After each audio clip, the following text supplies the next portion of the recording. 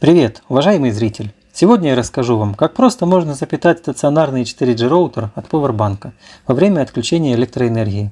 В этом видео я хочу рассмотреть и сравнить два кабеля. Какой же из них будет эффективнее? Покажет выше КПД. В правой руке у меня повышающий кабель, который преобразовывает 5 вольт от Powerbank в 12 вольт.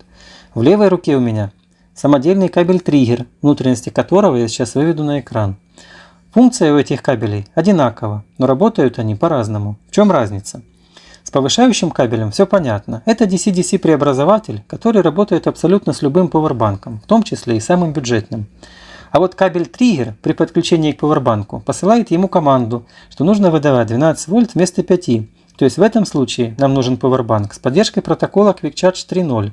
Это более качественные пауэрбанки, бюджетность которых уже ближе к среднему уровню. Вот и не просто так у меня сейчас на столе стоит такой образец от компании Baseus на 30 000 мА и стационарный 4G роутер.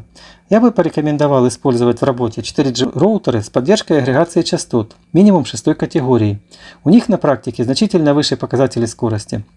4G роутером, триггером и данным пауэрбанком мы проводили тест со 100% зарядом, он отработал не отключая на ночь, чуть более 2 суток. Соответственно, если делать перерывы в работе, то время можно умножить на 2. Сейчас мы проведем тест и выясним, с каким кабелем пауэрбанк проработает дольше. С помощью моего второго пауэрбанка, в котором есть амперметр, проверим и сравним потребление тока через разные кабели. Подключаем вначале кабель повышающий в пауэрбанк. Теперь за кадром я подключусь с ноутбука к роутеру по Wi-Fi и постараюсь дать побольше нагрузку. Запущу на YouTube видео в формате 4К. Ноутбук у меня подключился к роутеру. Видео я запустил и сейчас увеличу экранчик пауэрбанка.